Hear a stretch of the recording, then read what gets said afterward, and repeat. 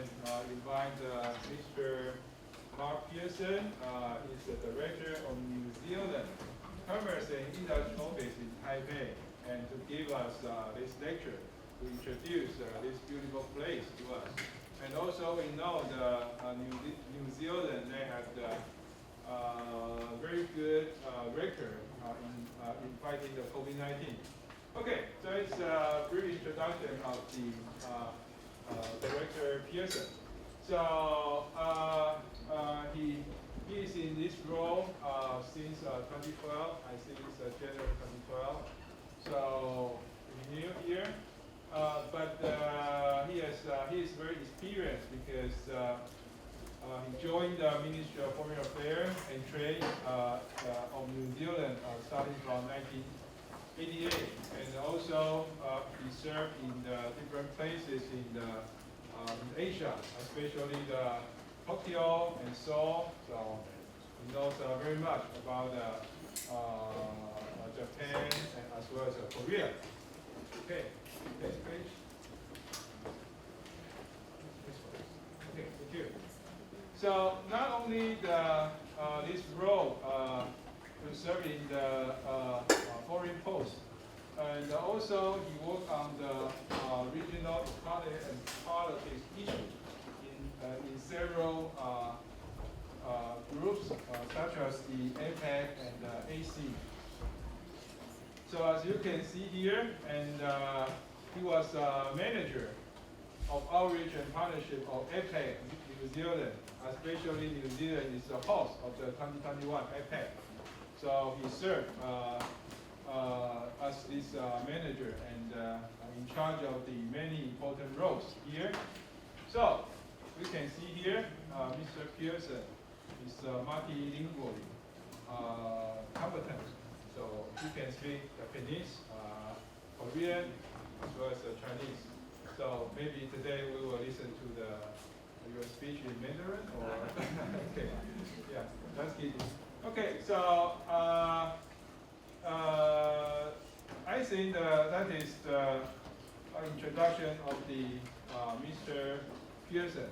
So maybe we can next one. Oh, okay. So that is the office. So if you have any interest to visit New Zealand, maybe this is the place you need to go. Okay, so let's welcome Mr. Pearson.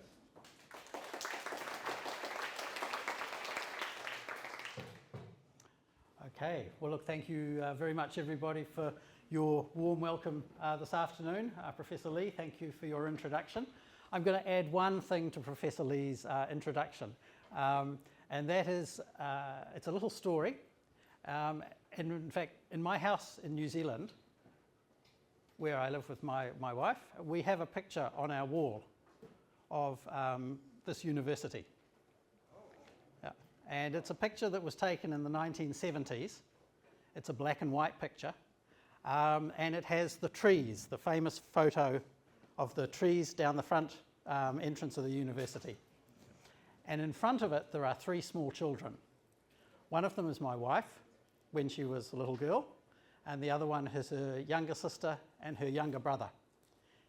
And the reason for that is that my wife is overseas Chinese, and her family lived here in Taipei in the 1970s for a few years. They lived in Wenzhou, which I think is quite close to here. And they operated a small restaurant on Roosevelt Road, which is now a phone shop. So I used to see this university on my wall every day, and it is really a great pleasure to be here and to have the opportunity to come and talk to you today. Just give you a quick outline of what I'm going to talk about. Next one. Yeah. So I'm just going to first of all going to run through three similarities, three differences, and three links. What I'm going to call 3 by 3 between New Zealand and Taiwan. It's kind of comparing the two countries. Then I'm going to talk about two themes. One of them is sustainability in the environment, and the other one is social inclusion. And along the way, we're also going to learn a few words in the Maori language of New Zealand. And the first one of these is going to come on the screen right now. Kia ora. Kia ora, very good. And this is the word in Maori, means hello, and the real meaning is to be well, be healthy. And now that you know that word, maybe we can hear it said by a few other people.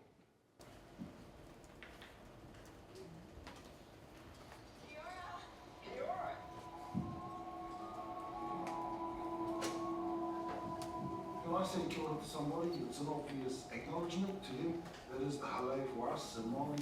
Kia ora. Kia ora. Kia ora is friendly for knowing when you see it. It's really important to acknowledge a person. By using the word kia ora, we acknowledge not just them, but everything about them. Where they come from, who they come from. And that's a big one, who they come from.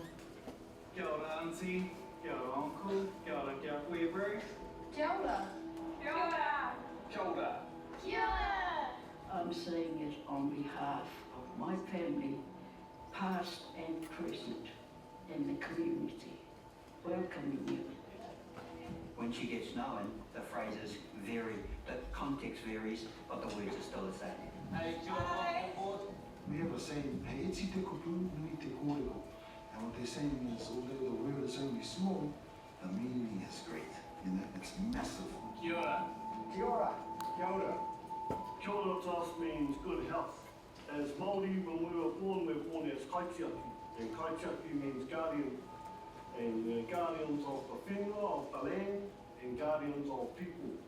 It's the manaakitanga that you're going to give to the people.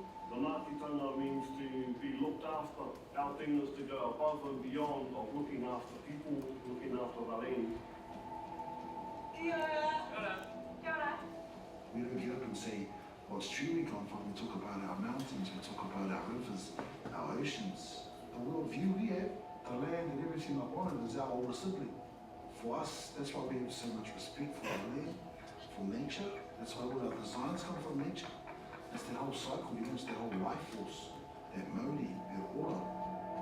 Kia ora is such a beautiful word. It's got such a wonderful meaning. It comes from the heart. It's not just lip service, no matter who says it. Have a go, be brave, say the word kia ora. Kia ora. Kia ora. Kia ora. Kia ora. Kia ora. Okay, so that's a quick kia ora, quick welcome to New Zealand.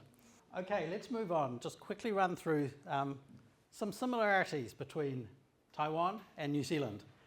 And the first thing I want to point out is that we are both countries on the Pacific Rim of Fire, the Juan Taipingyang Horshandai. And that means that we have volcanoes, we have hot springs, and we also have earthquakes. And the pictures you've got on the screen here, the volcano there is one of New Zealand's 4 active volcanoes. It's called White Island. It's a bit like Guishan in Taiwan. That island exploded unexpectedly 2 or 3 years ago while there was a tourist group on it. So volcanoes are dangerous. So are earthquakes. And this is a picture from the city of Christchurch, New Zealand's 2nd largest city, which was hit by an earthquake in 2011. That is what is left of the cathedral in Christchurch, the Jiao Tang, which was the symbol of the city and which unfortunately was very badly damaged during that earthquake. And then the third picture here is hot springs. We have a lot of those, particularly in the North Island of New Zealand, and it's good for leisure, it's good for tourism. It's going to move on to a second similarity between us, and that is that both Taiwan and New Zealand are multicultural societies. We are now a land of many peoples. And in New Zealand we have 3 groups of New Zealanders, I would say: the indigenous Maori people, the European settlers, and new migrants. So indigenous Maori people arrived in New Zealand about 1,000 years ago from the Pacific Islands, mainly by canoe, and they are today about 15% of the New Zealand population. We'll talk more about them in a few minutes. Settlers from Europe started arriving about 200 years ago, mainly from England, by sailing ship, and today they are over 2/3 of the population. And in recent years, many more people have come to New Zealand from many different places in Asia, in the Pacific Islands, and from around the world. So from Asia, for example, we have people migrating to New Zealand from China, from India, Malaysia, Thailand, Korea, the Philippines, etc. And from the Pacific Islands, from places like the Cook Islands, Fiji, Samoa. So today, New Zealand is one of the most diverse and multicultural countries in the world. And the third similarity is democracy. Democracy in New Zealand is over 150 years old. The settlers brought democratic government from England in the 19th century, and the first elections were held when New Zealand was still a British colony. New Zealand was the first country in the world where women were able to vote. That was from the 1890s. And the person on the screen here is our third woman Prime Minister, Jacinda Ardern. Democracy is very strong in New Zealand, but there is also a big focus on transparency of government and what we call accountable government, a government that responds to people's needs.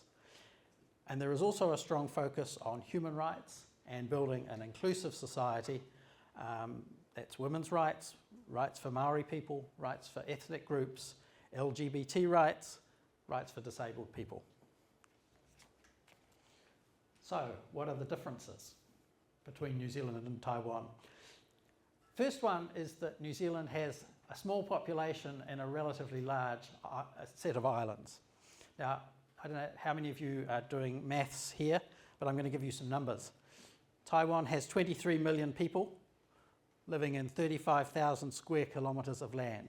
That means for every square kilometre in Taiwan, every square kilometre in Taiwan, there are 650 people. In New Zealand, we have only 5 million people and we have much more land. So for us, for every square kilometre, there are 19 people. So Taiwan is about 35 times more crowded than New Zealand. New Zealanders, on the other hand, have a lot of land, a lot of space to live in, and as a result of that, we have a rather relaxed lifestyle. Second area is that New Zealand is very focused on agriculture. We have all this empty space, so we have to use it, and one of the ways we use it is to grow things. We grow sheep, we grow cows, we grow apples, we grow kiwi fruit, grapes, trees. We produce far more food than we need, and so we export products around the world, things like milk, cheese, lamb, beef, fruit. If you go to a supermarket anywhere in Taiwan at the moment, you can find New Zealand apples, New Zealand kiwi fruit, avocados. We also make things like olive oil and wine and ice cream. And as you can see from the photo, a good natural environment is really important to produce top quality food. The third sort of difference between us is that New Zealanders, sport is a very important part of New Zealand life. The main games that New Zealanders like are rugby and cricket, and we got both of those from England when the settlers came.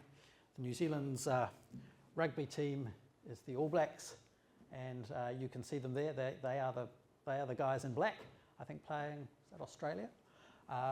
But that's rugby, that's the national sport. But there are many other sports, including soccer, basketball, yachting down here, canoeing we're very strong at. We get gold medals for that at the Olympics. But if you like football, you'll get a chance to see Taiwan's women's soccer team, Mulan, playing in the Women FIFA World Cup in New Zealand early next year.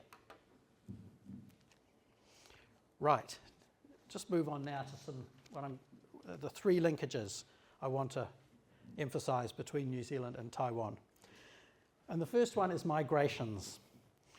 This map here, sorry, it's a bit small, but it shows how the Austronesian people, the Ngandao Minzu, left Taiwan over 3,000 years ago and gradually moved through the Pacific, often by canoe.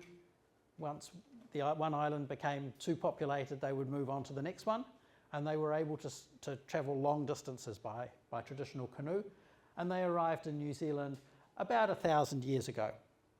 And that means that the Indigenous people of New Zealand are related to Indigenous people here in Taiwan.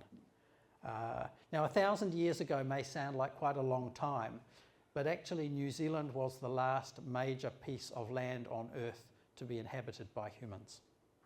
And we'll talk about a bit more about that in a moment, but we describe New Zealand as a young country for that reason. That brings me to my second word that we're going to learn today, and this is Aotearoa. When the Maori people first arrived in New Zealand by canoe, the first thing they saw on the horizon in the distance was a long white cloud. And that's how New Zealand got its Maori name, Aotearoa, which means land of the long white cloud. So you might ask, what does the English name New Zealand mean? Well, that name actually comes from the Dutch, and it means land of the sea, or sea land. The Dutch were the first Europeans actually to visit New Zealand in 1642, and actually that was the same time that they had a base here in Taiwan. So if you've been to Tainan, you'll know that the Dutch gave the name Fort Zeelandia to their base in Tainan, which I think is Rulanjishung in Chinese. Same word, Zeeland. So the Dutch were the first Europeans to visit New Zealand, but they didn't actually stop there. They didn't settle. But that link between, the Dutch link between New Zealand and Taiwan is another kind of historical connection. When we talk about more recent migrations to New Zealand, I explained that we have migrants coming to New Zealand from Asia, and some of those are from Taiwan. Now, these people didn't come to New Zealand by canoe or sailing ship, they came by plane. And the Taiwanese population in New Zealand is now about 10,000 people, and here are some photos from Taiwanese community events in Auckland, in New Zealand. Right, just moving on to the second linkage, tourism and education. Many Taiwanese people visit New Zealand to experience our scenery. They go for a holiday, right? And they visit mountains and lakes and beaches and hot springs and ski fields. Tourism is actually New Zealand's biggest industry. It's bigger than agriculture. Obviously it's been hit by the pandemic, but we're hoping it will regrow again very soon now that it's safe to travel, and we're looking forward to welcoming visitors from Taiwan again. Another important link with Taiwan is education, as we have a lot of Taiwanese students coming to study at our universities. We have some world-class universities, and so New Zealand is a great place to get a degree or to study English.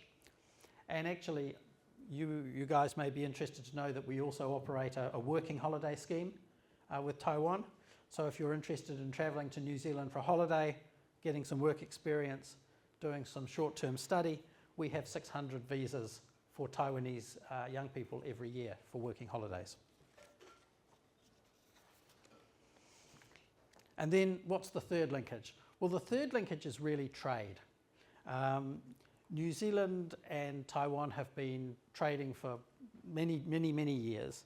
But in 2013, we signed a bilateral trade agreement, which we call ANZTEC, agreement between New Zealand and Taiwan on economic cooperation. And that removes many barriers to trade between our two countries. So today, if we look at all of New Zealand's trading partners, Taiwan is number 6.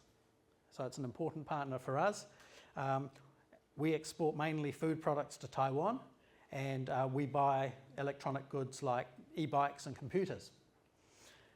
Both New Zealand and Taiwan are also members of APEC, so that means Asia Pacific Economic Cooperation, a group of countries that work together to promote trade. And those countries you can see there on green, in green on the map there.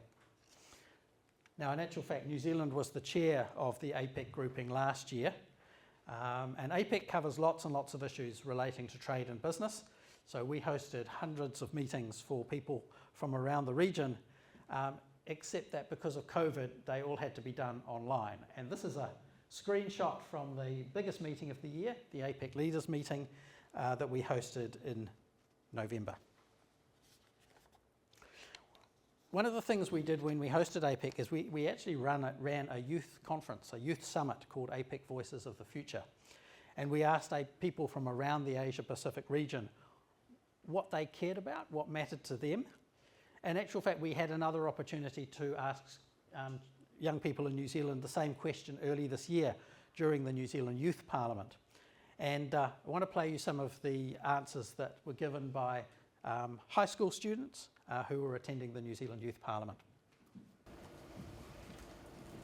I think we're facing a lot of issues at the moment, but definitely environment, human rights, youth access to democracy, climate change, and also developing the leadership for teenagers and the opportunities we have for mental health, and also passionate about volunteer services such as Surf Life Garden, advocating for youth to get involved in both politics and also youth issues. Something that I really care about is disability justice and inclusion. Racism against the youth in New Zealand today, and it's a problem we need to overcome it.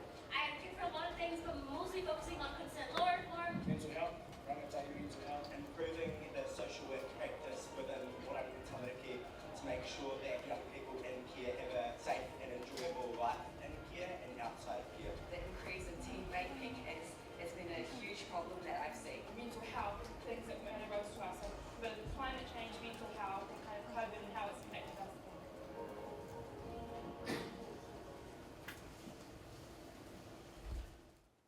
So you can see that many of the concerns that young people in New Zealand have are about environment and about social issues. And I want to talk a little bit about that now. Why is it that young New Zealanders are so concerned about environmental issues? It's partly because in New Zealand, as I said, we have a very unique natural environment. We were the last island to be populated by humans. And when European settlers arrived, they turned many of New Zealand's native forests into farms. They cut down the trees, turned them into farms, and they introduced many new animals. That caused a huge amount of damage to the original environment. But even so, in New Zealand, we can still feel how unique our country is. And as I've said, we depend on our natural environment for agriculture, for tourism. We need to protect it, and we feel a really strong sense of duty to future generations to protect the land. And I want to talk about two areas, two examples of this. One is wildlife conservation, and the other one is climate change. When New Zealand emerged from the sea 25 million years ago, it was an island. The only animals that could reach New Zealand were birds.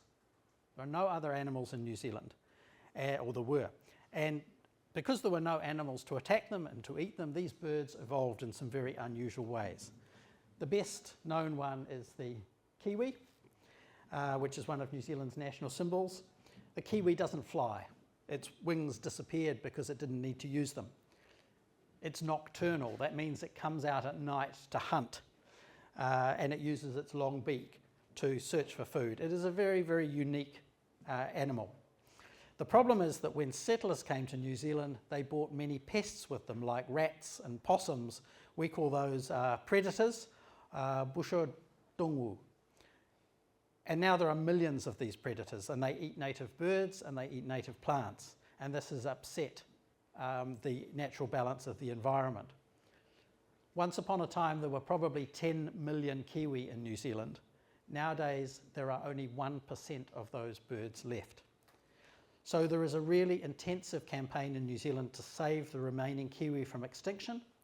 And to do that, we started by moving birds to these small islands, these predator-free islands, sanctuaries.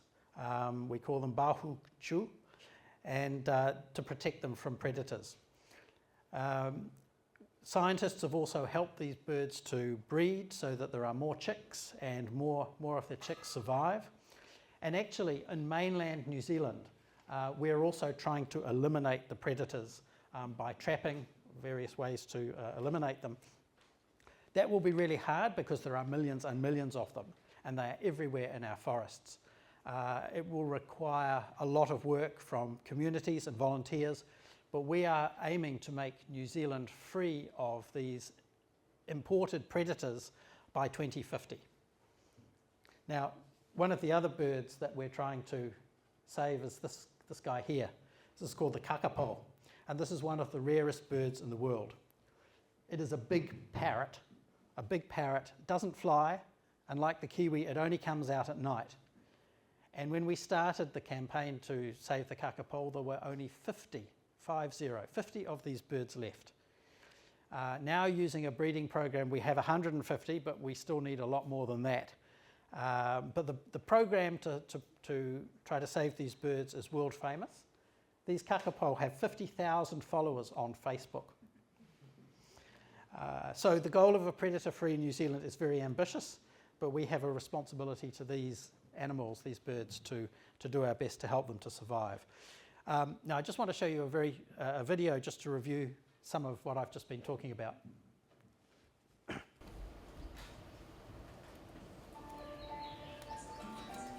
We share Aotearoa with some pretty special native wildlife. For millions of years, their only predators were birds, and our only mammals were a couple of bats. But when early settlers introduced animals like rats, possums and stoats, they put our native species at risk. While in the rest of the world, birds had evolved to protect themselves from mammals, our birds were used to eagles and harriers, predators in the sky with keen eyes, so they had evolved to stick close to the ground and freeze to avoid being seen. This doesn't work when your enemy is also on the ground. So New Zealanders made a choice to start protecting our native taonga from invasive predators. Iwi, community groups, businesses and individuals are working together with government departments, using traps to make our country safer for its native animals. In difficult to reach places where trapping is impossible, 1080 is distributed. This biodegradable toxin is useful in New Zealand as it targets mammals, not our native species. It also breaks down quickly in the environment and doesn't leave a permanent residue in water, soil, plants or animals. We now have small, predator-free havens throughout the country, including offshore islands where our birds can thrive. But we can't stop now. Lots of our creatures still aren't safe from predators. We want to create a new New Zealand, a safe, predator-free sanctuary for our native birds and animals. By using the methods we already have and thinking of bigger, more ambitious ways to protect our species, we can make New Zealand a safe place for the animals who've called it home for millions of years. Join us in making New Zealand wildlife safe from introduced predators. Okay. That brings us to our third word, kiwi.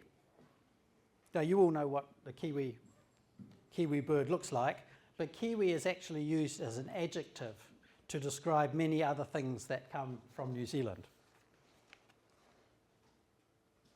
So our currency is called the Kiwi dollar. As you probably know, we have kiwi fruit. Some people, particularly in Asia, just call them kiwis, but we always call them kiwi fruit. If you say to somebody that I had a kiwi for breakfast, they will think that you ate that, and you'll be in trouble. Kiwi also means ordinary New Zealanders. So I'm a Kiwi. We have Kiwi hospitality, Kiwi humour. This is a Kiwi couple. Kiwi means New Zealand. Right, just want to move on quickly to climate change. You all know that climate emissions are causing global warming, and the biggest emitters of carbon are places like China and the US, which burn a lot of fossil fuels like coal. Now, New Zealand is a small country and our emissions are actually really small. We are only 0.2% of the world's emissions, and for each person in New Zealand, we produce 7 tonnes of carbon a year. In Taiwan, the figure is about 12 tonnes. So why are New Zealand's emissions so low? Well, one of the main reasons is that most of our power in New Zealand comes from renewable sources. 60% comes from hydroelectric generation, Shueli, which is clean and renewable. It just depends on the rain. And we get another 20% of our power from geothermal energy, Dirafadian. So that's hot water coming up from the earth, hot water and steam. Remember, we live on the Pacific Rim of fire, so we've got lots of hot rock. And New Zealand is one of the leaders in the world in geothermal energy. And we also use wind power and solar power as well. Luckily, we only have 5 million New Zealanders, because if we had 23 million people like Taiwan, we would need to burn a lot of coal and gas. We still have other sources of emissions, particularly cars. In New Zealand, there is 1 car for every person. So 5 million people, 5 million cars. In Taiwan, for every car, 2 people. So your public transport is much better. You have a lot of scooters though. Anyway, we feel very vulnerable if the climate changes. As it gets warmer, it will change the conditions for agriculture, which is one of our key industries. It can mean more storms, more floods, more fires, and it's certain that around New Zealand the sea levels will rise, and that will make some parts of New Zealand very difficult to live in. So that's one of the reasons why New Zealand declared a climate emergency in 2020. We recognise that the situation is serious and we need to take action. And it was young people in New Zealand who were very active in demanding that the government declare a climate emergency. And we'd just like to play you a video which shows what they have to say about that.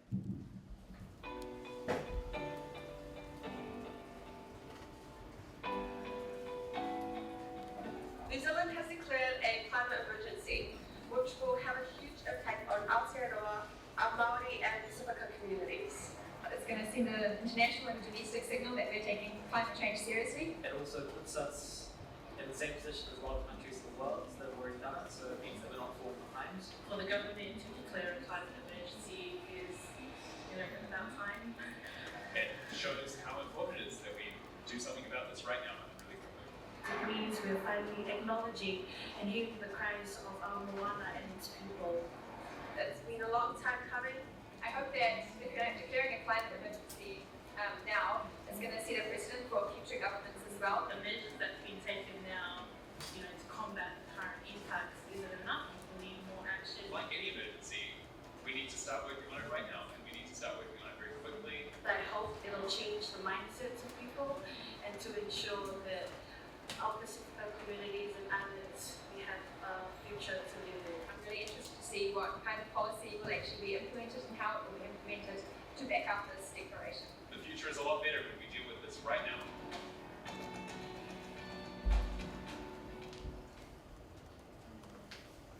Okay, so like many other countries, New Zealand now has a plan to reduce carbon emissions to net zero by the year 2050. And that means that we need to reduce the amount of carbon we produce. We expect to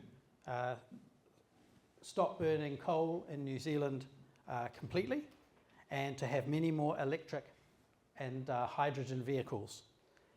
And any carbon that we still produce will be offset by carbon that is absorbed, particularly through forests. We have many man-made forests in New Zealand. So even though our emissions are, in total are quite small, we can't just wait for other people around the world to act, and we feel that New Zealanders feel that they need to do their share to reduce greenhouse gases, and we need to set an example for bigger countries. But we have one problem. That 50% of New Zealand's greenhouse gases come from cows. This is one of our largest industries. We have 4 million cows in New Zealand, and they digest grass and they produce a lot of methane, which is a very damaging type of greenhouse gas. Now the problem is that digestion in a cow is a natural process. People like you still want to drink milk and eat beef, so we need to find a way for dairy cows and beef cattle to produce less methane. And New Zealand is actually leading international scientific research on this topic, and we're looking at ways to reduce methane, maybe by changing the food that animals eat, or by breeding new kinds of animals that produce less methane. I just want to review this by playing you a video from the New Zealand, by the New Zealand Minister of Climate Change, James Shaw, who explains why New Zealanders need to take action on climate change. Over the past few months, we have seen firsthand the impact that the climate crisis is already having on our communities. Massive repeated flooding in Gisborne and Tairāwhiti. Incredible storm damage, again repeatedly, in Westport and Bulla. And at the same time, droughts in Southland so severe that the Awatere-Waituna wetlands caught fire in autumn. The climate crisis is no longer something that's happening somewhere else, to someone else, at some point in the future. It's happening here, to us, now. And the best thing that we can do to prevent it from getting any worse is by rapidly cutting out the pollution that we're putting into the atmosphere that causes global warming in the first place. At the same time, that challenge also presents the single greatest opportunity that we have had in at least a generation to develop our economy into one that is much more productive, much more sustainable, and much more inclusive than the one that we have today. That means new high-tech industries and well-paying jobs, especially in our regions. It means warmer homes and lower household power bills. It means fast, frequent and convenient buses and trains, and safe walkways and cycle lanes through our cities. Cars that are powered by New Zealand's abundant wind and sun at a fraction of the cost of imported fossil fuels. It means creativity, innovation and investment in our collective future. That is why the government is now delivering New Zealand's very first emissions reduction plan, a plan that sets the direction for climate action here in Aotearoa for the next 15 years. A plan that puts us on a path towards that collective future. Late last year, we asked you what you wanted included in this plan, and over 10,000 of you responded from all over the country. Thank you for your support in helping to shape the plan that is in front of you today. The emissions reduction plan lays out the targets and the actions that we'll take to meet those targets across every part of government and across every sector of the economy, from transport, energy, building and construction, waste, agriculture and forestry. It requires the government to make sure that our wider economic settings support the transition to a low emissions society, such as our financial, innovation, urban planning and resource management systems. And it requires the government to ensure that the transition is equitable, fair and inclusive. That means that families, industries and communities are supported and equipped to navigate the opportunities and the changes that are coming. Now, the pollution. Okay, that goes on for a little bit longer. I just wanted to stop it there, but I wanted to stop it there because there was a word that James Shaw used that is going to be the subject of the second part of my presentation, and that was the word inclusive. Inclusive society. As I explained earlier, in New Zealand it's really important for us to make everybody feel part of society. We've been a leader in areas like women's rights. We have a multicultural society, so respect for others is important. And perhaps the most important issue for New Zealand today is respecting and enhancing the position of Maori people who were the original inhabitants of Aotearoa. Let me just explain the background very, very briefly. When English settlers started to arrive in New Zealand in 1840, so over 150 years ago, the British government signed a treaty with Maori people, which we call the Treaty of Waitangi, which is on your right. It was meant to protect Maori rights and property. At that time, Maori people owned most of New Zealand's land and most of the other resources like forests and rivers. But very quickly the number of settlers grew and they were very keen to get hold of Maori land. Some of that land they bought, some of that land they stole, but eventually they ended up getting most of the land in New Zealand. And without land, having lost their land, Maori people were pushed to the edge of society. They tended to be poor, they had little education, bad health, and they found it difficult to maintain their culture. For example, most schools were run by the government, and if Maori children went to school, they studied in English, and they were sometimes forbidden to speak Maori, their own language. Maori people did not have many economic assets, and they did not feel that they controlled their future. In the Maori language, they would say that they had lost their mana, and mana is the fourth word I want to introduce to you today. As you can see, it has many different meanings, from respect, influence, and authority. But for Maori people, losing their mana meant losing their identity, their political authority, and their ability to control their future. In recent years, however, the situation has changed, and it's changed for the better. Maori people have started to recover their culture and their leadership and their mana. For example, Maori people have started schools to help preserve the Maori language, to ensure their children learn Maori, and to create an environment where Maori people feel comfortable to study in their own culture. So today, Maori language is being taught in schools and universities, and it's being used more and more. You would have seen in some of the videos there were some Maori words that you probably didn't understand, but which many New Zealanders now do understand. Maori people have also campaigned to regain their land and to get more authority to decide their own affairs. So the New Zealand government has established a restorative justice program, which we call the Treaty of Waitangi process. And that is about honouring the original promises in that treaty that was signed over 150 years ago. So the tribes, Maori tribes, can negotiate with the government for compensation for the loss of their land and resources. And with the compensation money they receive, they can develop businesses like farms or tourist facilities. And overall, the Maori share of the New Zealand economy has grown quite considerably. Probably the value now is over $25 billion US, and maybe 6 or 7% of the total New Zealand economy. Maori have also been able to use their position in Parliament to advance their position. About 1/4 of the members of the New Zealand Parliament are actually of Maori heritage, and the government is working to give Maori people more authority in areas like health, to improve the health of Maori people, which is still below the level of the general population. And we also have some experiments in what is called co-governance, Gungtungjeri, which is where decision-making is based on. Decision-making for issues like, say, local water management is based 50-50 between Maori people and the rest of the community. Now, of course, Taiwan has had its own process of recognising the rights of Indigenous people.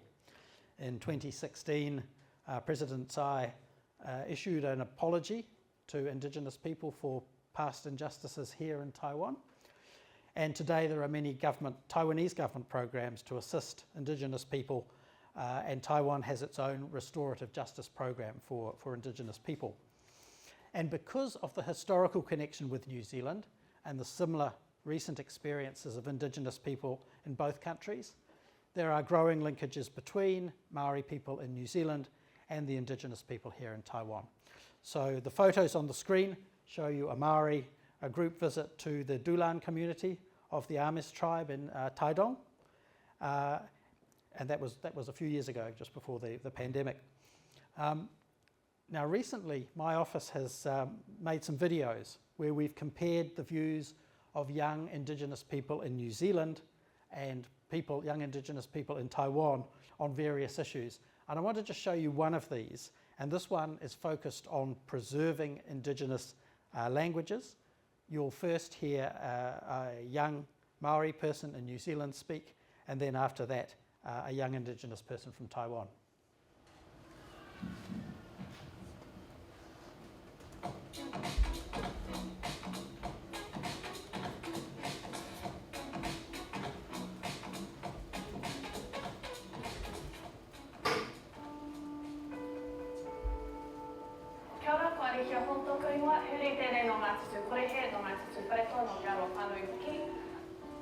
I am a poet and a student, and yeah, that's me.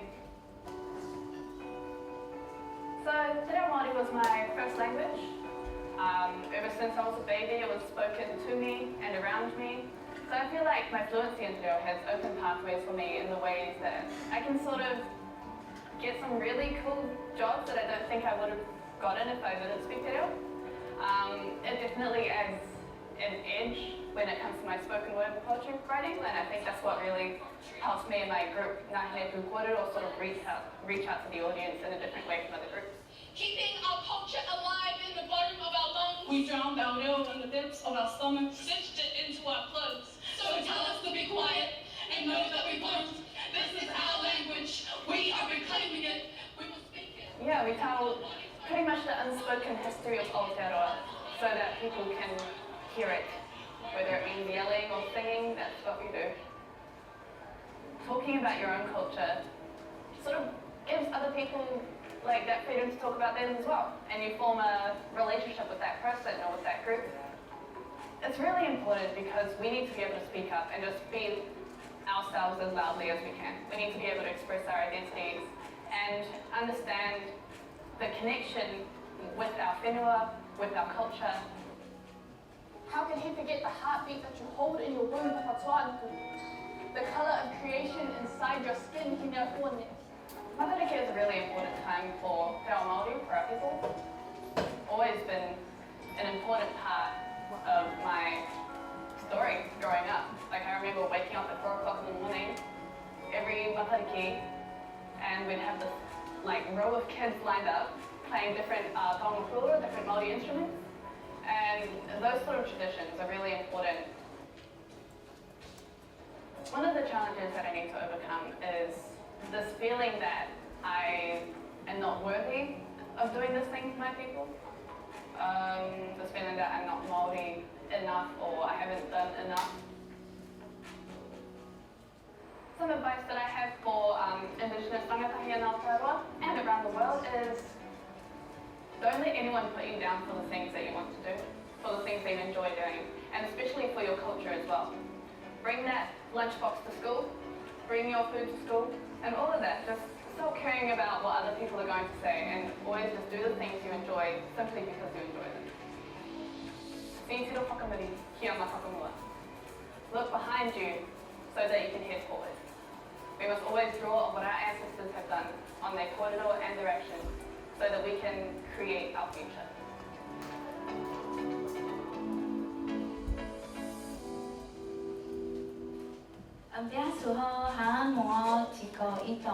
大家好，我叫廖小荣，然后目前工作于黑砖工作室。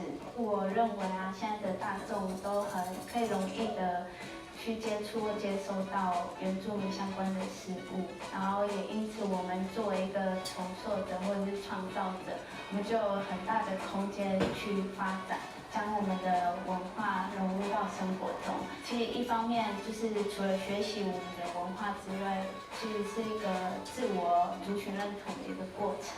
然后我们一方面除了就是保留原有文化的根本外，也让更多人去认识原住民有更多不同的面向，然后我们去学习和尊重。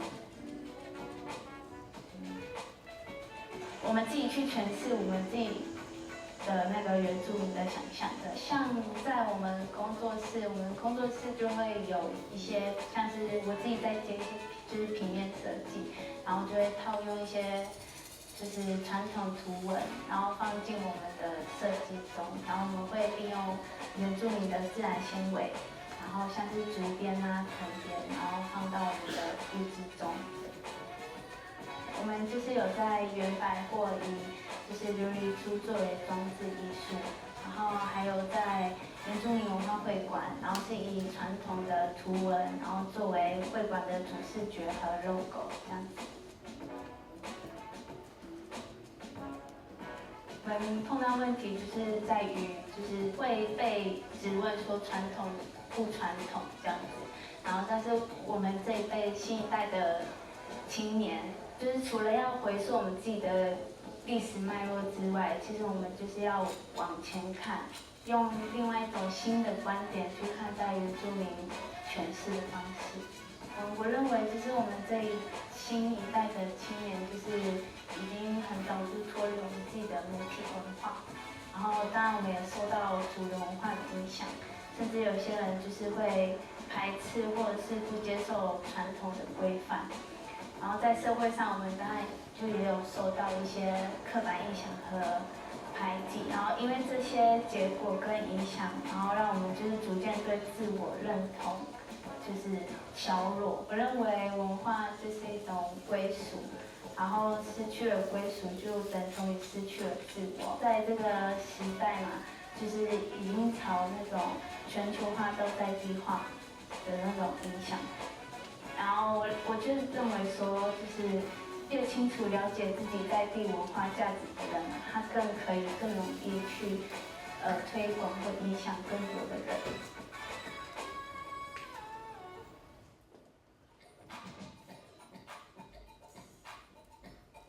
I wanted to play you that because I think it brings out some of the common issues, common challenges faced by Indigenous people in New Zealand society and also here in Taiwan. And it all comes back to that issue of inclusion and rights, and whether people feel that they are part of a society and that their individual characteristics, their individual identity is respected. So it's a big issue for us here a big issue for us in New Zealand. So look, I've covered quite a lot of topics today, and I hope we've given you some information about New Zealand and how we're dealing with, important issues like sustainability and inclusion. I'd like to play you just one final video, which I hope bring together some of all of the themes really that I've been talking about today, and shows you why we use the phrase 100% pure New Zealand.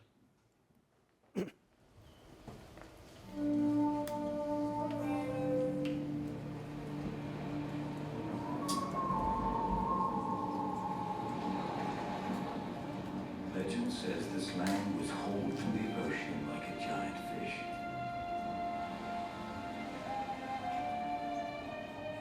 And then it waited. In fact, these islands waited until every other country had been discovered before any human ever set foot here. Welcome to the youngest country on earth. Can you imagine when this place is run? Turn our golden faces into the sun. Forever young, I wanna be forever young. Do you really wanna live forever? Forever, forever.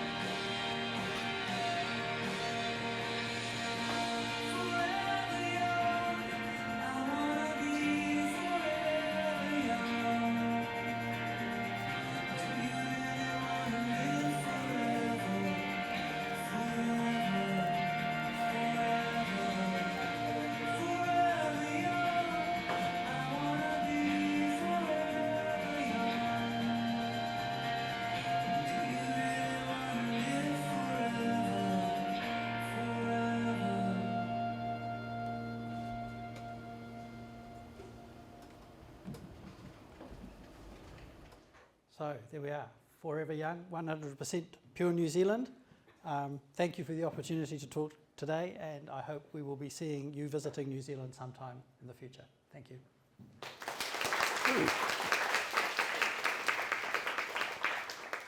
Hi, my name is Roy, and I come from the Department of Economics. So your sharing is really inspiring, and I've been to New Zealand many years ago. I like the nature, the feelings there. The people there is very nice. My question is, in the beginning of your sharing, you have mentioned that agriculture is one of the main industries in New Zealand. I'm quite curious about, in the eyes of the local people, how will they feel the differences between their agricultural products comparing to their neighboring countries, Australia, as it's also one of their most famous industries in their country, right? What are the differences? Since I've tasted the fruit, the beef, the lamb is really delicious, which is made by New Zealand. Yeah, it's quite better than the one in Australia. Yeah. Thank you. I think you just answered the question. We would say that it is better. New Zealand, I should explain, there are some things that New Zealand doesn't produce. We don't produce a lot of grains. We don't produce wheat. Obviously, we don't produce things like rice. And the way that we farm is actually quite, it's quite a natural method of farming. So, for example, animals, they're eating grass outside. Okay, they're not being fed in a barn with a whole lot of with food that is bought into the farm. Raising animals in New Zealand is very natural, and our view is that that improves the taste. And certainly, when you're looking at comparing, as say, with farms in Europe, New Zealand is a lot more efficient, and we think the production is a lot more natural.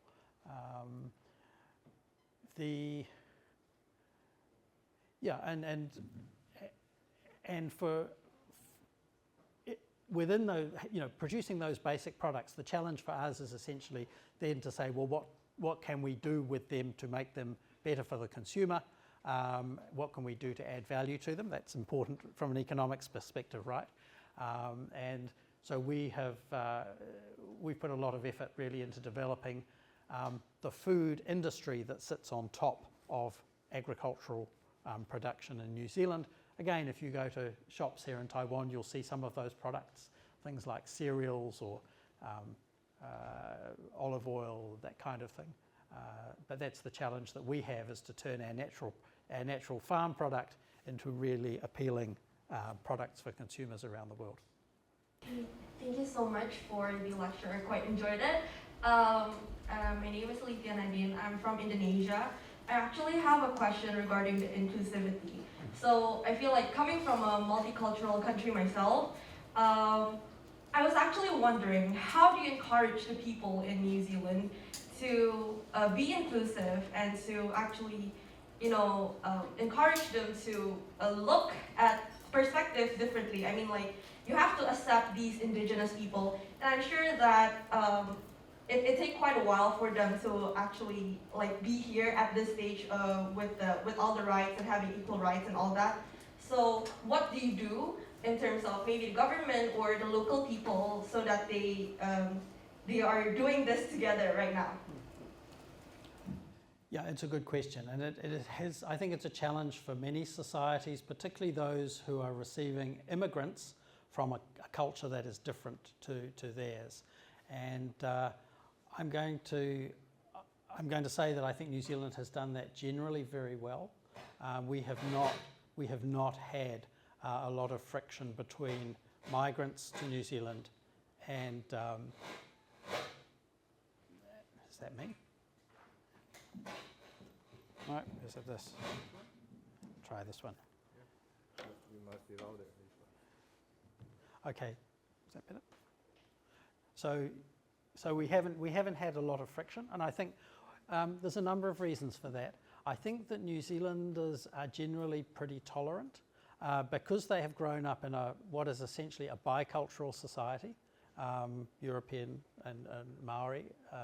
They're more used to the idea that there are people from different backgrounds. I think culturally we are more willing to accept people for what they are. And generally, the way in which New Zealanders learn to accept people, I think, is to have contact with them. So having communities that are quite mixed. one of the big appealing points, for example, for Indonesia and New Zealand is food.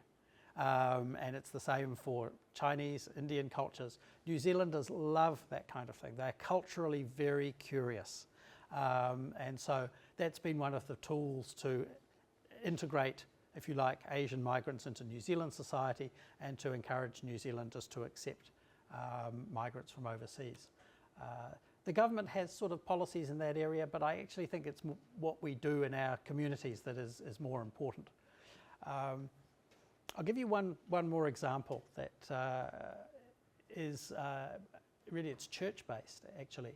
The Catholic Church in New Zealand is still fairly strong. Still people go to church. But if you go to a Catholic church today, you will see people from all around the world.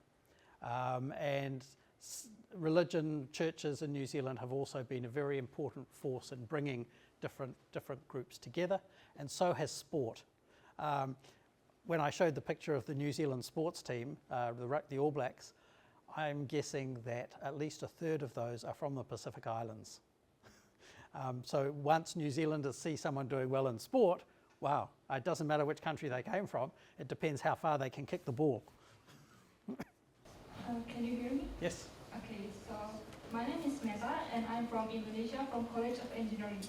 So I want to ask, I'm curious what influenced New Zealand to be one of the most democratic country in the world.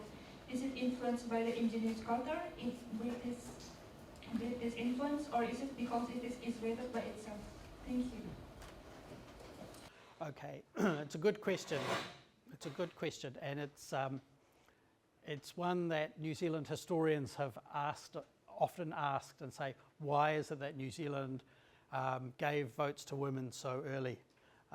Why is it that we didn't have the kind of class problems that Europeans society often had? The reason is that many settlers from the United Kingdom were escaping a system that was based on class.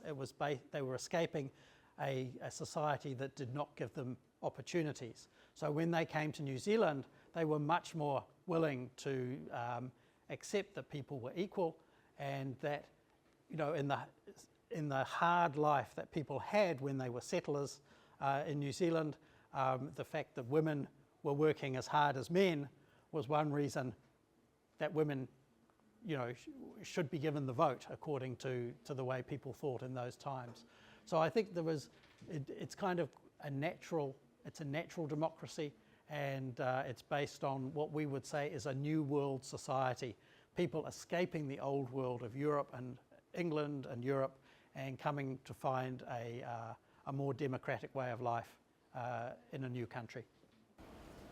So it looks like to me is some people they want to have inclusive, they want to be equal, and finally they find a final place in the world, and that is New Zealand. And they start a new life and have this good tradition. And so that's democracy is inherited in this day. And also I can feel it's lots of this group of people, they love nature. They respect everyone. They respect each other. Hello, my name is Anna and I'm from the College of Management. And as you just mentioned, that New Zealand is now trying to move the native birds to islands without predators. But on the other hand, you mentioned that New Zealand agriculture is an important part of New Zealand. So I'm wondering, how do New Zealand keep the balance between land use for respiratories and sanctuaries, and also the land for agricultural use? Thank you. Yeah, it's a good question. I would say that we haven't really faced that problem so far. There is, I'm sorry, I don't have the statistics immediately in my head, but something like half of New Zealand is not farmable. So that's still natural mountains, natural environment. And those areas are the ones where we're trying to bring the balance back to nature, the natural balance back to the environment. Farmland itself, you know, when you drive around New Zealand and you see farms and grass everywhere, I mean, the reality is that much of that used to be forest, and there was this massive change during the period of settlement where the settlers arrived and they cut down natural forest and they planted grass. And you know, that industry is now very important for us today. But I think we are understanding more just how much damage was done to the land at that point. But we don't at the moment face a big conflict between agricultural land and you know, the natural forests. Hi, thank you for your lecture today. And I personally am an exchange student from Japan. You may know that there was a big earthquake and tsunami in Japan in 2011. Also, there was a severe incident at one of our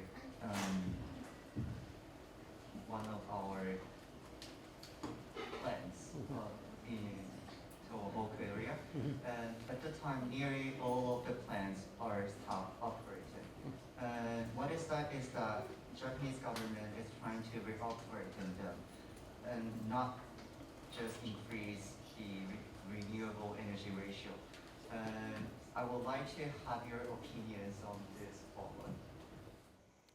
Sure. Well, I was actually in Japan in 2011 when that earthquake hit, so I remember very well what it felt like, and I remember very well what happened afterwards. Look, I think again, New Zealand has 5 million people, and we made a decision a long time ago that we didn't need nuclear power. Some New Zealanders were very concerned about nuclear power. They thought it was that having nuclear materials was very risky. I think another reason we don't have nuclear power is that we don't need it.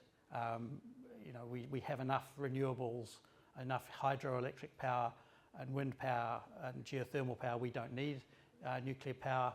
And the other very simple fact is that nuclear power is extremely expensive and we couldn't afford it even if we wanted it. It's different for a country like Japan. I mean, I can tell you, because I've lived there for a while, that Japan has enough hydroelectric power for 5 million people. That's the same as New Zealand. Okay, but the population is 125 million people. So how do you provide power for that additional 120 million people? That is, 5 times more than Taiwan. So I understand the kind of problem that Japan has in trying to resolve problems over nuclear power. But say the situation in New Zealand is really very different. And we have in New Zealand an anti-nuclear policy, which means we oppose nuclear power, we don't need nuclear power, we don't use it, and also nuclear weapons as well. My question is a little bit directed more towards the whole inclusivity side of New Zealand, how New Zealand is with its European population, its Maori population, and my question, it's not really a question, it's more, I want to know your insight, because right now, for example, in a lot of American countries, mine included, the idea of racism and diversity and cultures is now being considered what its role inside the classroom, inside academia, inside the teaching for kids and everything. And as a country that has managed this to a certain degree well, I would say, how does New Zealand manage that? The role of having so many cultures present and giving people the idea that racism existed once upon a time and that we're getting better towards it. How is that being managed in New Zealand, and what sort of lessons would you give to the countries that are now dealing with their maybe sometimes racist historic crafts, but it's there. I'm sorry if the question's a little bit messy. I'm not really so clear about all this, so that's what I'm asking. Who's in the department? Oh, I'm from the economics department. Okay. Yeah. It has nothing to do with economics. Okay. Well, if your question is a little bit messy, my answer is going to be a little bit messy too, because there is no simple answer to that question. But I think there are a few things that are important. One is the basic laws have to be very clear. And in New Zealand, there are laws against, say, hate speech, and we have laws that give the government a role in also in in both prosecuting cases where you know, there is overt racism, but also helping communities to understand what racism is and to avoid it. That's really important. Another thing that I would mention, just particularly with classrooms, so we have a multicultural, students in New Zealand, as you've seen on the screen, come from all sorts of different cultures. Hey, guess what? So do teachers. And that's really important.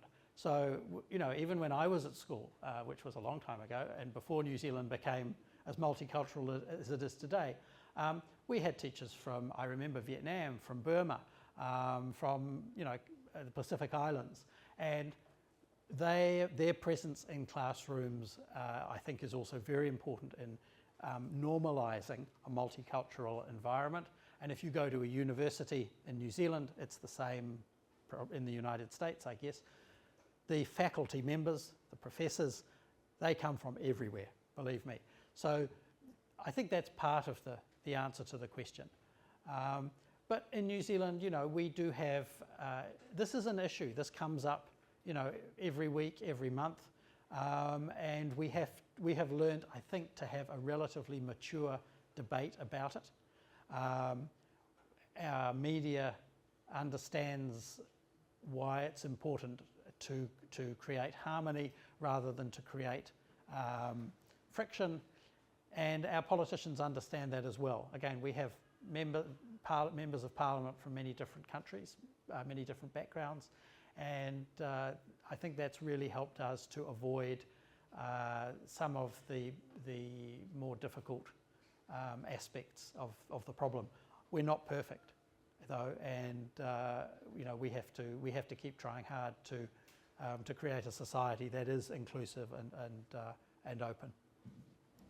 Yeah, I think that's a very good answer, because I learned from your lecture about transparency and accountability. That is very important.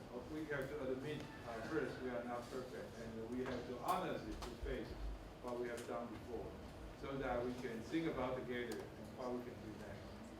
Okay, so we have two more questions, then we will move on to online. I'm a student from the Department of Chemistry, and I'm very curious about how the government control the numbers of cows.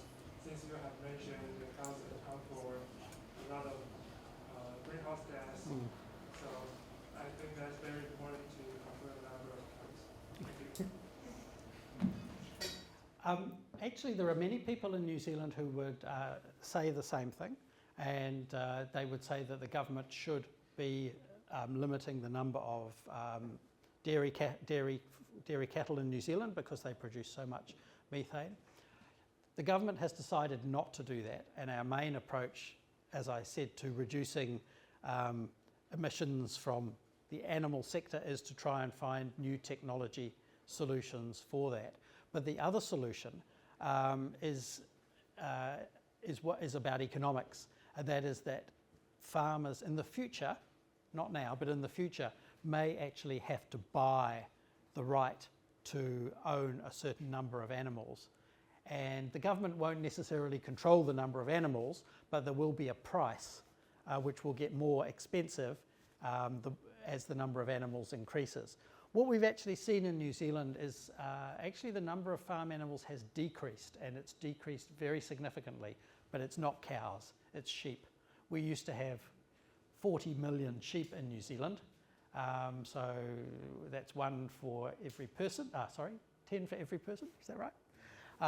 Now it's half of that, and again, it's all about economics. People are not eating as much sheep meat, but there's a big demand at the moment for dairy products and for beef. Yeah, I remember in the South Island, there are more sheep than humans. Yeah. What I heard. Hello.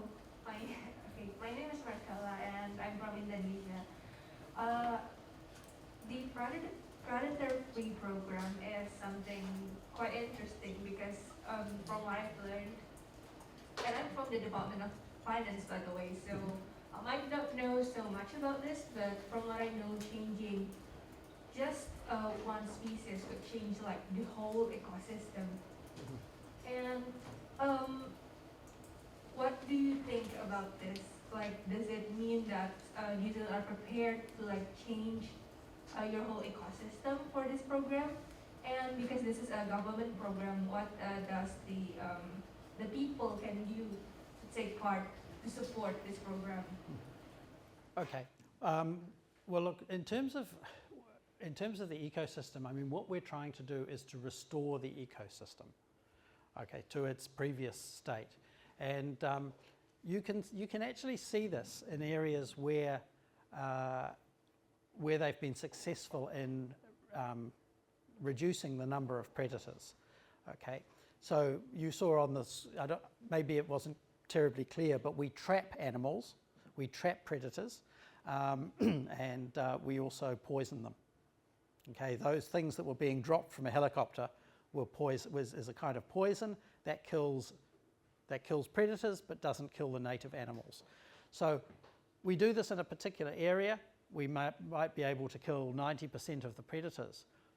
When you go back to that area a couple of years later, you see a big difference because the forest has all of a sudden recovered.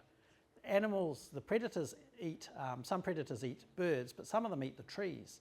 They destroy the native forest, and when they're not there, the forest recovers. It becomes much healthier, and it's much better, you know, for the ecosystem as a whole. The problem is that after a while, the predators come back, and so it's trying to remove them for long periods of time. That's the real challenge that we have.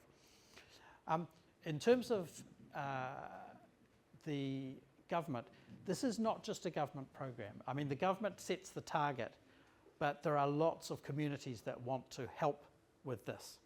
And I'll give you an example. My mother is 80-something, 85, and she is very interested in environment stuff. She will actually go and set traps for possums and rats and things like that. But you'll find there are volunteers, there are communities, there are lots of NGOs who are helping the government. The government could not do this by itself, and it could certainly not do it if it had to pay everybody. So most of this work is volunteer. So let's move to the online question. So let me explain to you. So there's a thumbs up A, so A people. I can answer the first one. I think that's a multi-choice question, but the bird came first. I mean, Kiwi is a Maori word, so even before the Maori, there were still, these birds have been around for millions of years. Second one, I think that the answer is probably yes. I'm not familiar with the situation in Taiwan with predators, but I can tell you that New Zealand's work in this area is being followed, examined very closely by other countries, and you know, we learn from each other in this. But New Zealand is quite advanced. Predator-free initiatives it refers to wildlife. Yeah, I'm sorry. The word predator has all sorts of different meanings. But in this case, we're talking about animals that kill animals. This one is a very interesting question. Whoever sent that in, congratulations. It's a really good question. The situation between New Zealand and Australia is different. And it goes back to that picture we had on the screen showing the migration map. People who came from Taiwan, moved through the Pacific, ended up in New Zealand. The native people in Australia are totally different. They arrived directly from Asia, and they didn't arrive 1,000 years ago, they arrived 40,000 years ago. They've lived in Australia for a very, very long time in a very difficult environment. But their society is quite different, and Polynesian society is very well organised. Very well organised. You have kings, you have tribes, you have a very developed social organisation, and generally they were pretty good at fighting and pretty good at business, traditionally. Even when the settlers first arrived in New Zealand from Britain, they found that the Maori would sometimes fight them, and they would certainly trade with them. In Australia, the Indigenous people don't have that kind of traditional society. The groups are much weaker, and they didn't have the same ability to fight Europeans and to trade with them. And that means that they inevitably faced a lot of pressure from settlers that they could not resist. New Zealand is quite different. Yeah, which city do you like? Well, I like the one that's not on that list. Look, they're all, New Zealand generally, the cities in New Zealand generally have quite a high standard of living, a high standard of life. I've spent a lot of time living in Wellington because it's the capital. Wellington is unfortunately famous for its wind and its rain, but on a fine day it's a very beautiful city. Christchurch is well known as a garden city. Queenstown is a tourism city. But look, we have, in New Zealand, it's all about lifestyle, and most cities in New Zealand offer a good lifestyle. This one is also quite a good question. Relationship between New Zealand and Australia. Certainly the only fights we have with Australia are in sport, and particularly rugby. But actually, in many ways, New Zealand and Australia are quite similar. It's the same settler society. We have Indigenous people, we have many migrants. But Australia is a much bigger island than we are, and it has a lot of things that we don't, like minerals. The way I always think about it is that Australia is not just one country, it's 6 different states. Okay, and New Zealand is perhaps in a way on the same side of scale as New South Wales or Victoria, about 5 million people. And at one time, about 100 years ago, there was a question people asked, should New Zealand become part of Australia? We could have become part of Australia, but we didn't. And it's partly because of, you know, New Zealand is still quite unique in ways that are not different to Australia. The answer to this is an interesting question. Generally, when we are trying to eliminate predators, we want to make sure that the native animals are not harmed. So that's what we try and do. And trapping, you know, if you're trying to trap a rat, for example, you can do that without endangering endangering, say, native birds or something like that. But you do have to be really careful. Yeah, right. So I have a fact here. Actually, we saw lots of the technology applied to the real life, and then that relies on the higher education. So from the PhD impact ranking 2022, the University of Auckland is ranked number 6 in the world. So I'm pretty sure they have a very good science and technology to deal with this question, this issue. This is a really good question too, the Youth Parliament. So what you saw on the screen there was the New Zealand Parliament, but instead of members of Parliament, there were a lot of young people there, right? And so in New Zealand there are 120 members of Parliament, and each of them has a youth member, somebody from their community who has been selected to kind of work with them, to engage with them, and to learn about politics and government from them.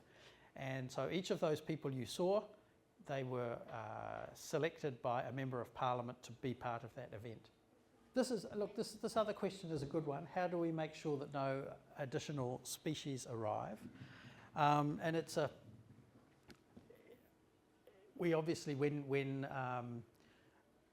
ships are bringing cargo to New Zealand, we do some very strict inspections to make sure there are no insects or animals that could cause a damage. One of the biggest problems we have is something called fruit fly. Now, if you are selling fruit internationally, there is always a problem or possibility that there could be some kind of nasty bug on it. And in New Zealand, we have no fruit fly. We are one of the only countries in the world that has no fruit fly, and that means that it makes it easier for us to grow really good fruit with no losses to pests. So if you go to New Zealand and you go to the airport, they will put all of your bags through an X-ray machine.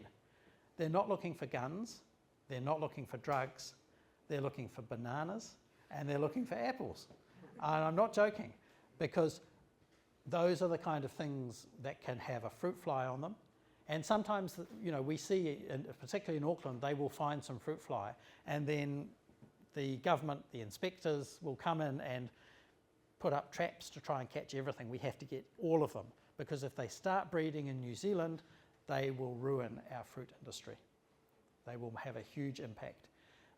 And we have, you know, because we're an isolated country, we are still lucky that we don't have some of those diseases and pests that, that other countries do. So be careful when you eat a banana apple. Don't bring it on the plane. Yep, so this is, it's actually not touching foreheads, it's touching noses. And it is a traditional Maori greeting. It's called a hongi. It's become a little bit difficult during the pandemic, but that's the traditional way of greeting someone in Maori is to hongi. Electric vehicles. Yes, we do have policies to increase the use of electric vehicles. I'm sorry, I can't remember all of the details, but they get some tax benefits. But the real challenge in New Zealand, people want to use electric vehicles in New Zealand. The real challenge is actually to put in the infrastructure to allow the charging, simple charging. That's the most important thing. That's one of our biggest challenges, is to get that in. Should be. This is a big issue in New Zealand, whether Maori should be a mandatory subject.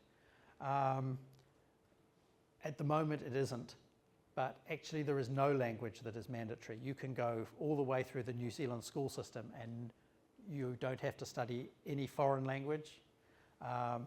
My personal view is that Maori should be mandatory, because I think it would make New Zealanders take foreign languages more seriously. But it is quite a big issue and quite a tricky one. I think that one, renewable energy sources, it's hydroelectric power. I understand the question, I just don't know what the answer is. Yeah, this is a big question, and I could probably talk to you for 2 hours about that if you want to. But look, one of the things that New Zealand is quite famous for is a welfare state. And after the Depression in the 1920s, the New Zealand government took the view that we should have quite a comprehensive welfare state. We were one of the first countries in the world to do that. That means you get free health care.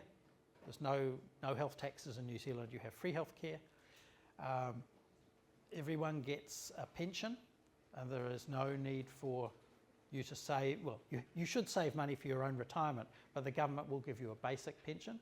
The government also pays unemployment benefits. And we took the view at that stage that it was more efficient for the government to provide those things and to ensure that people were healthy and happy, rather than to take perhaps we think that's the most economically and socially efficient way to achieve those objectives. Some countries say no, government shouldn't provide welfare, they should just let the economy provide all those things automatically. We don't take that view. And so yes, there is an economic cost to doing that, but there is also a social benefit, and you have to balance those two things. So we have two facts. Auckland is the #1 city that is the most liable city in the world. Most livable city, yeah. Yeah, and the second fact is New Zealand is ranked as the #9 of the happiest country in the world. Okay, oh, that's good. What?